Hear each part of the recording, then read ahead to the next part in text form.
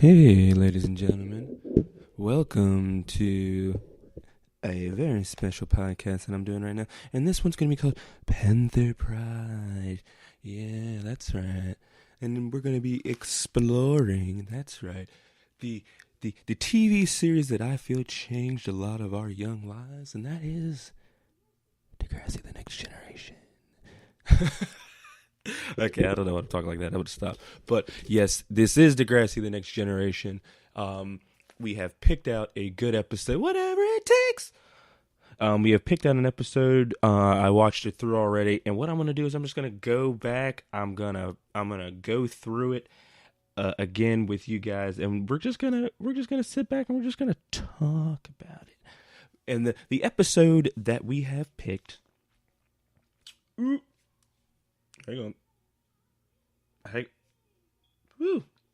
Okay. Almost felt like I had to felt like I had to burp there. But okay, we're good. So the episode that we have picked involves everybody's favorite character.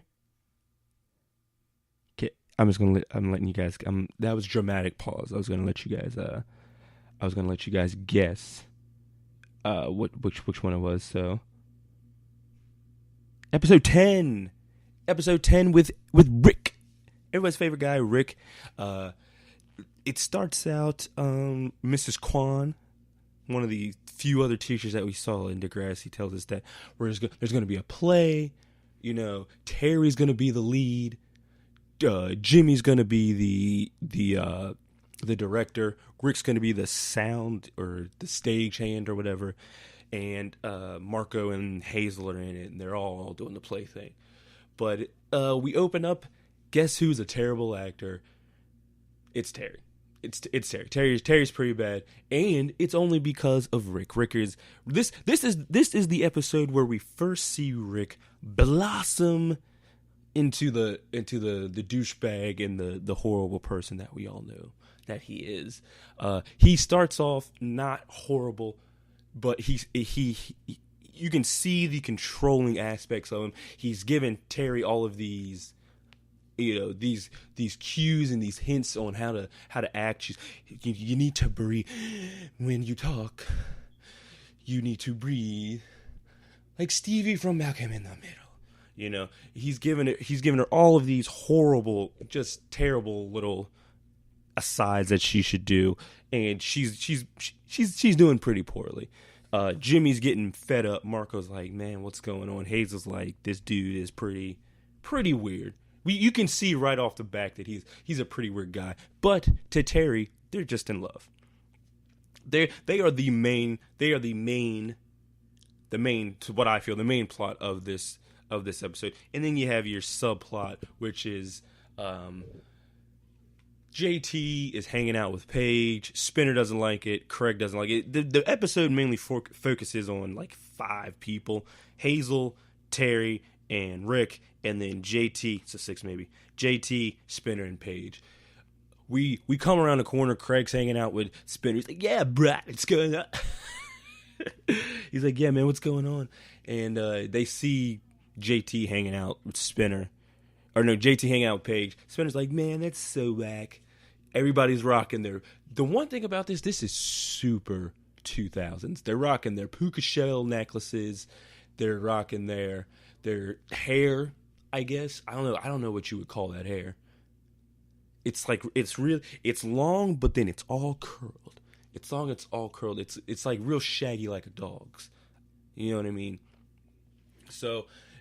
they're chilling. They exchange some words, and Paige is like, "Come on, man, be nice to him." They stated that Paige was there, or JT was there for Paige in a previous, maybe last season. I don't know what it is. I don't know what's happening. I don't know what's going on.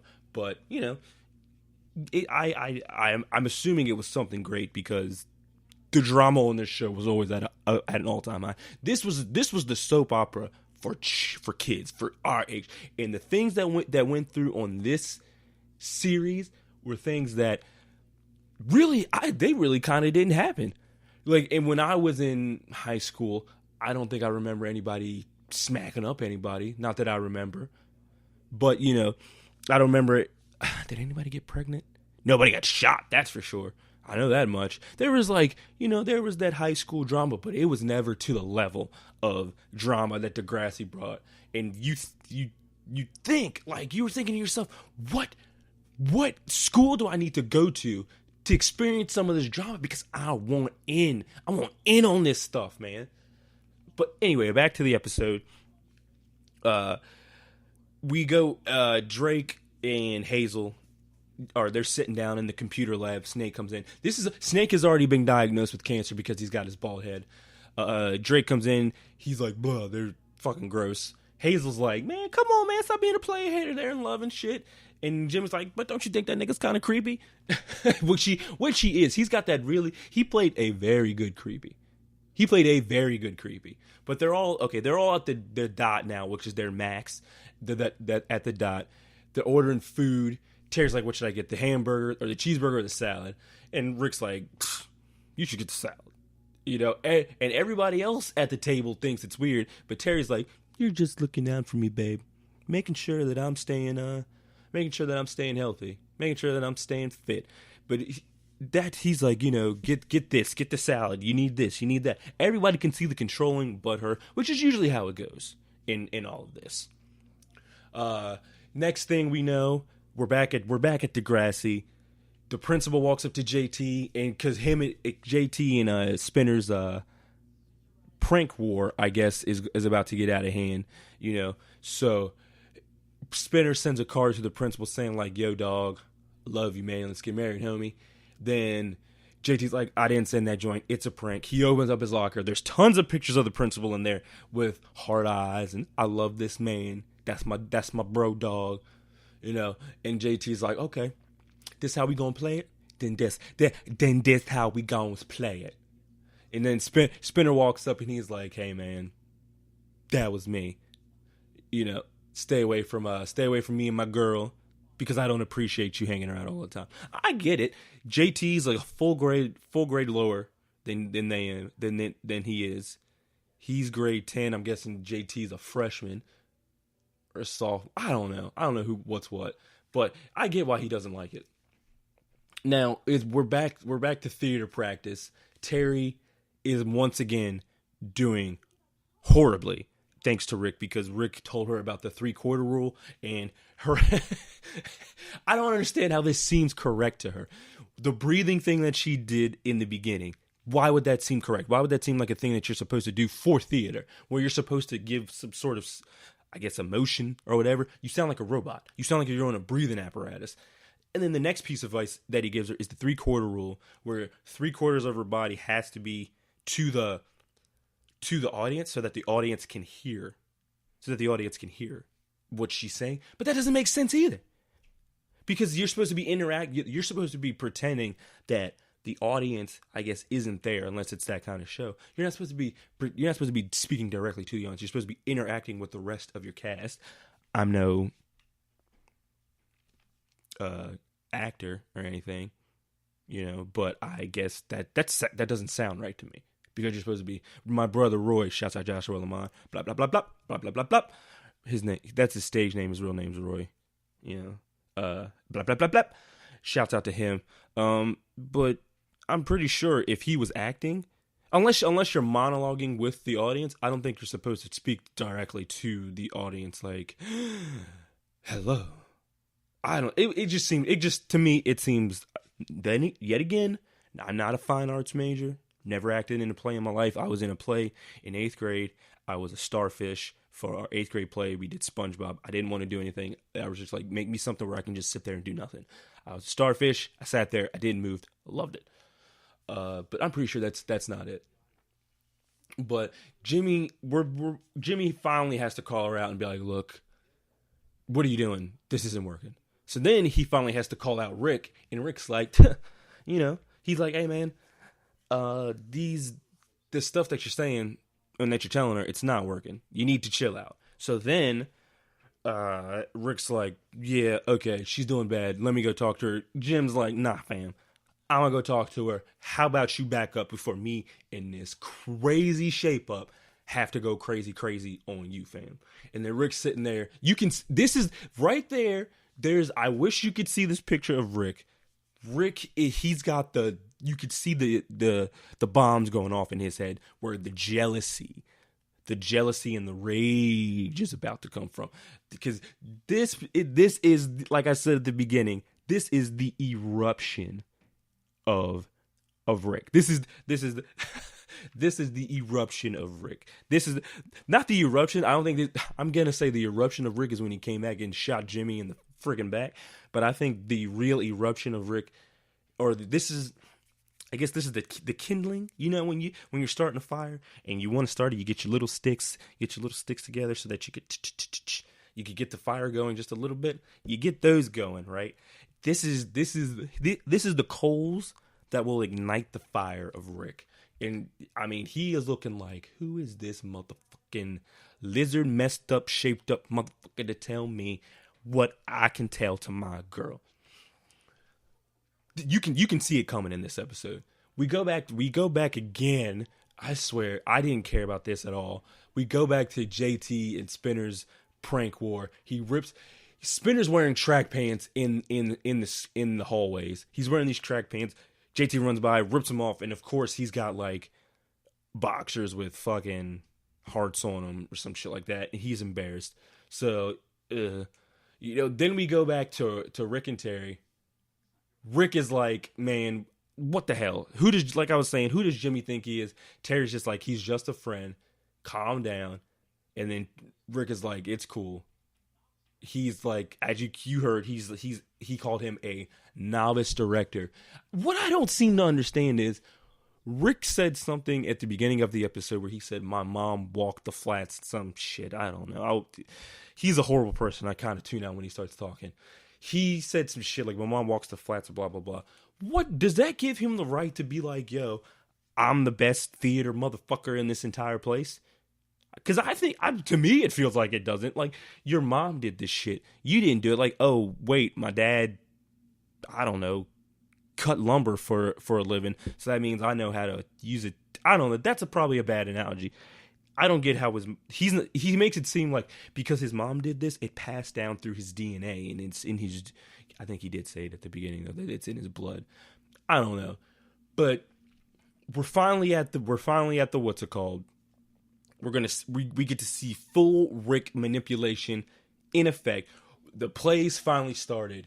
Hazel is there. Marco is there. Terry is there. She's finally being a good actress.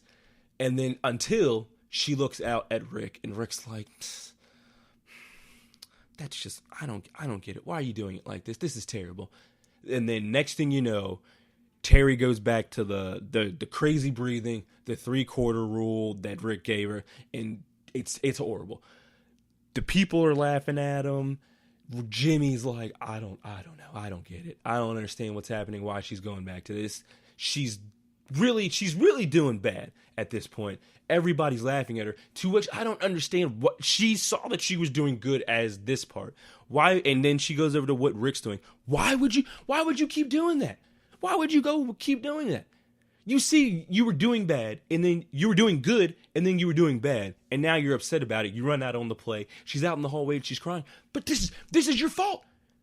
You decided to listen to Rick instead of listening to the other people, and then it doesn't make sense to me why she's mad about it. So then the play's over. Her and Rick are apparently walking through Skid Row right here, which I guess is the weirdest, dirtiest alley in Degrassi. I don't know what city they're in. I'm guessing Degrassi is the town. I'm gonna call Degrassi the town. She tells Rick, "Look, man, all of the stuff that you have told me is terrible. It's dumb. It's stupid. It's dumb. It's stupid. It's really dumb." Rick snatches her up by her wrist and is like, "First off, who do you think you're talking to? What? Check your tone, man. Check your tone." Snatches her up. Terry's like, that hurts. Leave me alone. You know, Rick eventually lets her go, and then you see the bombs are really going off. Rick's psycho face is he's got a really good psycho face. That psycho face is indeed delicious. But I'm going to retract that. I don't know why I said delicious. Oh, you know what? I'll keep delicious because he's got a good psycho face. You know who else had a good psycho face? Heath Ledger. Heath Ledger had a good psycho face when he played the Joker. But okay, back to this. We come back. Terry's coming to school the next day. Rick gives her some flowers, to which she goes, okay. She accepts it. She accepts that he did, like, it's hard when I love you so much. She takes the flowers. She forgives him. Bada bing, bada boom. Rick's like, yeah, she's taking me back. High manipulation right here. High Rick manipulation in this episode. And the thing is, you're in Degrassi Junior High. I'm guessing if you're in 10th grade, so you're around 14, 15, and think about you're 14. You're 14 years old. You're in high school, and somebody likes you. Somebody thinks you're cute. Somebody wants to hang out with you a lot.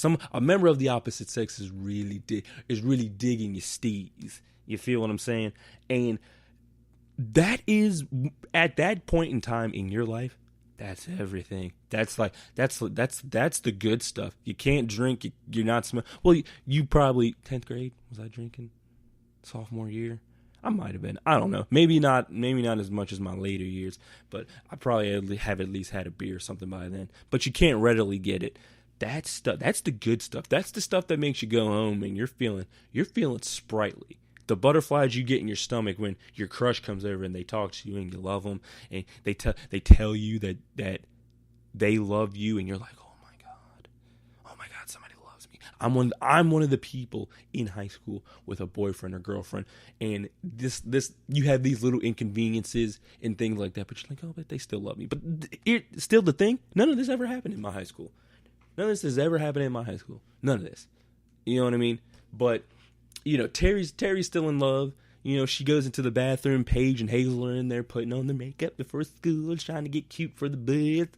And, they're like, who gave you the flowers? And, Terry, she churches it up a little bit. She's like, it's from Rick just because, because they're asking, well, what did he give them to you for? And, like, special occasion? And she's like, no, just because, he didn't snatch me up by my wrist or nothing in that dark, seedy alley.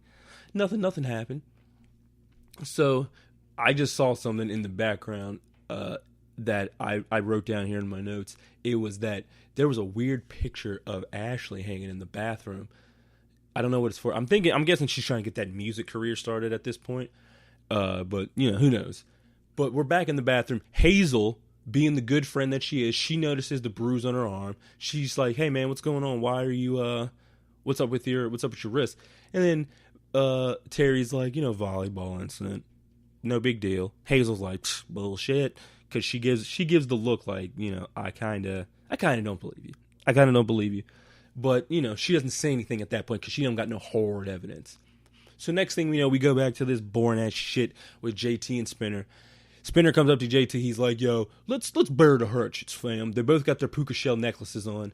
They're like, they touch puka necklaces and like, yeah, rad. And then, but little does he know, as Spinner's distracting him so Craig can put a fart machine in his locker. But, Manny comes up to him. She's like, hey, what's up? How you doing, JT? And then the fart machine is going off. JT's like, I'm serious. I don't know what's going on. Manny's like, come on, JT. Be cool. Don't be nasty. But, because JT is trying to holler because guess what? Manny has made the transformation. We are already at the point in the season where Manny has made the transformation from young Manuela to Manny the woman. She's got her shirt. It's kind of like cut off the sleeve and her shoulder is out. I think we're past the point where she wore the thong. Yeah, we're definitely past that point. Where she wore the thong and then JT saved her when she was about to bend over. She has gone through the complete transformation. She was genie in a bottle, Manny, and now she's dirty. You want to get rough and rowdy. She's that Manny now. You know what I'm saying? Wearing the chaps with just the underwear on. Rolling around, sweating till her clothes come out. She's that Manny at this point. You know what I mean? And it doesn't really matter. I don't really care. I don't really care. The whole episode is really about Terry, and it's tough to watch all this stuff. But I will say that fart machine, I remember those. I wanted one of them from Spencer's so freaking bad.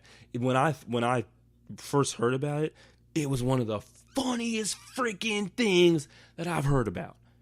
It's one of the funniest freaking things that I thought happened. So, but we're back to the main story now. Rick's striking down the stage. He's like, yo, I hate doing this stuff. This is the hardest part. Terry rolls in. She's like, yo, I want to go hang out with the girls tonight. Can I go? The fact that she even had to check in with Rick shows that, he's got a firm grasp on her. She goes and asks him. He's like, yo, can I go? Which is weird. I don't understand. That should be a red flag right there. She goes into the thing, and she's like, look, I want to go. I'm going to go hang out with the girls tonight. Rick's like, can I go? Why can't I go? Are you going because you don't want me there because you're going to talk shit? Are you going because you're going to go pick up some men's without me? And the rage is building. The rage is coming out right now. The rage is happening. You know what I'm saying? So she's like, look, Rick, stop being a bitch. You're being crazy. Let me go. And then he just hauls off and gives her that open palm smack. That Ike smack. That bitch who you think you talking to smack. You know what I'm saying? Don't call me crazy. I don't like being called crazy. Immediately he realizes what he's done. He's like, fusk. This was a mistake. I'm sorry. He tries to apologize, but Terry just rolls. You know what I'm saying? And she leaves Rick there looking like a butthole. We're back to the subplot again. We're back at the dot. JT's in there. He's sitting in JT's section. We already know what's getting ready to. Or JT's there. He's sitting in Spinner's section. We already know what's getting ready to happen. He's gonna be a complete dick. He orders this like chili cheese fry thing, burger dog, with all the accoutrement. He says he instead of mustard, he wants Dijon mustard for his bun. He wants all the sesames picked off because they get in his teeth. Blah blah blah blah blah blah blah. Who cares? We know what's gonna happen. He's gonna get Spinner back. Blah blah blah. We go back to the main thing. Terry's over at Paige's place. They're having the girls' night. They're chilling. Hazel starts getting her nails done by Terry. She starts digging a little bit. You know what I'm saying? She starts to dig. She starts to dig a little bit. She's like, "Are you guys cool?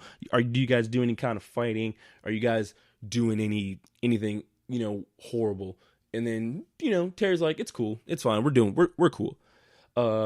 Hazel notices the smack on the lip because Terry tried to cover it with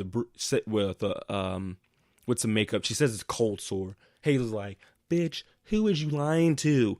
Okay, that's a cold sore, and that ain't no cold sore. That ain't no volleyball accident." Hazel's like, "Look, I'm just trying to look out for you. I'm just trying to be a homegirl." You know what I'm saying? Terry blows up. She's like, "Look, bitch, you just mad because you lonely. You just mad because you single. Stop being all up in my steez. Me and Rick are in love. He loved me. Blah blah blah blah blah." We go back to the blah shit. You know what I'm saying? Spinner's like, "Look, here's your burger." JT's like, "Look, I didn't want this shit. Take it back." Spinner's like, "Bitch, I took this shit back 3 times already. I ain't taking it back again. There ain't nothing wrong with this shit."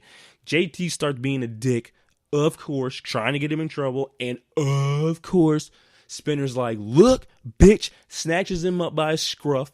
Everybody looks at him. You know what I'm saying? His manager comes over and is like, "God damn it, Spinner. In my office now." But I get it. You know what I'm saying? He embarrassed you in front of your girl. And in high school, getting embarrassed like that, that's big shit. That's big shit. Because like when you're in high school, all you got is your rep. You know what I mean? You don't want to get embarrassed. You don't want to let anybody get one over on you. You don't want to be seen as the bullshitter, the bitch, the horrible guy. You know what I'm saying? So he gets Spinner in trouble. And then guess where we go back again? That fucking crack alley in fucking Degrassi. And guess Terry's walking through there for some reason. I don't understand why they can't take some other alley. Bad shit was getting ready to happen. This alley is dirty as hell. Some shit was getting ready to go down there. Terry's walking through the alley. Rick is like, "Look, I'm here. I'm sorry. Please, you know what I'm saying, take me back." you know what I'm saying? Please take me back. She's like, no, I don't want to. Leave me alone. You're too controlling. You're crazy. You're suffocating me. Blah, blah, blah, blah, blah. She pushes his ass. Or no, he pushes her again. This is 3 times that he's put his hands on her in the whole episode. And then Terry finally stands up for herself. She said, that's the last time you ever gonna put your hands on me, boy. That's the last time. Terry stands up for herself. And I'm proud of Terry. Fuck yeah, Terry. Fuck Rick and his bullshit. You know what I'm saying? And you're like, good for you. Good for you. Leave him alone. But we all know what happens. It comes back to it. Rick worms his way back into her life somehow. Yeah, I don't remember. There are a couple episodes that I really want to get into for this show, because I mean these episodes were dynamite. I'm getting excited because that I get to do this. This whole series, the good ones, from when Emma looked like a freaking, I don't know. She looked like she had the big buck teeth. She had the weird cheekbones and the pigtails. You know what I'm saying? And she looked weird all the way up until, I don't know. I think I kind of stopped watching, and this is going to sound bad, but I don't remember what their names was. Right when the Indian boy and his sister came on, that's kind of like where I tapered off and stopped watching it. You know what I mean? But I'm very excited that I get to do these. I'm going to bring you guys some juicy episodes with this shit. Back to the show. JT and Spinner call a truce. They're like, hey, blah, blah, blah, blah, blah, blah. They do one last, meet up. Hey, let's make everything cool. But then JT decides to pull one last prank and get Spinner back for what he did at the beginning of the episode with the principal.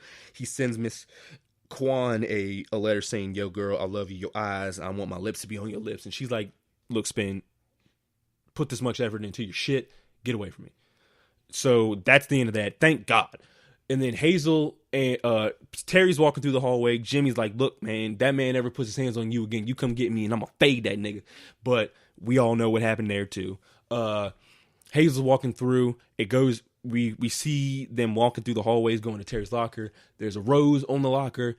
Terry's like, nah, fuck the bullshit. I'm not with that no more, because she takes the rose off, sees Rick looking creepily at her through the door, takes the rose, throws it on the freaking ground, and then she stomps on the rose, and you like, yeah, girl, you don't need that. You don't need him. He's a bitch ass, hoe ass, trick ass nigga. You don't need that shit. So she throws the rose down, steps on the shit, and it's done. We done after that. And you think we're never gonna see Rick again, but we see Rick again. We definitely see Rick again. Rick comes back. He does a bunch of fucked up shit. He comes back. He's definitely coming back. I'm definitely going to get into that episode too. I'm about to get into all these joints, these gems, these jewels, these rubies, these emeralds, these diamonds of these episodes. This is just the first episode that I'm going to do. I'm hoping to get Jerry in here next time, because she has a Degrassi level love that I have as well.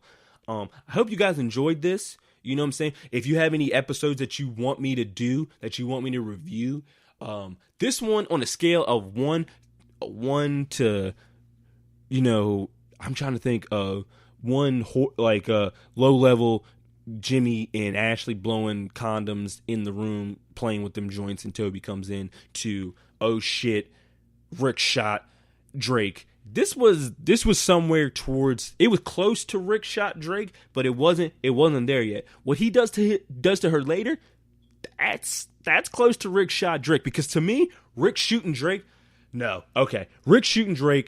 is right up there with JT getting stabbed. I'm gonna get into that shit. That one, whoo. Okay, we got a lot, guys. We got a lot to fucking talk about, because this show was everything to me on a Friday night. And I fucking loved it. And I hope you guys loved it as much as I do. And I hope you like listening to me talk about it as much as I do. You know what I'm saying? Like I said, if you guys like what you hear, subscribe to me up on YouTube, like the Instagram and Facebook pages. If you want to, hit me up there, message me there, give me some ideas on what episodes you want me to do. You can send me a message on Facebook. You can send me a message on YouTube. You can send me a message on Instagram. Plus, I got the email up, paepodcast@gmail.com. That's paepodcast@gmail.com. Hit me up, guys. Let me know what you think and what you love about Degrassi, because I loved all the fucking drama. The drama was just as good as the other stuff. I mean, none of this happened. And what made it so good is that none of this happened where you lived at and you yearned for it. You know what? You yearned for it as a young kid. You yearned for some shit like this to happen to you. Not like the really bad stuff, but like the drama, the love drama, like this shit. Radio Free Roscoe, the show. I don't know what show it was, but it came on at the end where it was a bunch of kids competing, but they lived in like a what they live in. They lived in like a hut or something. It was like real world road rules, but it was for kids, and it was a Canadian TV show, and they lived in a thing. I don't know what it was. I hope I can figure it out. But guys, be nice to each other. Keep up the good work, and peace. No matter the peace, I know you can make it more peaceful. Be the peace. Show the peace that you want a peace. I'm sorry, guys. I'm sorry for that. Peace.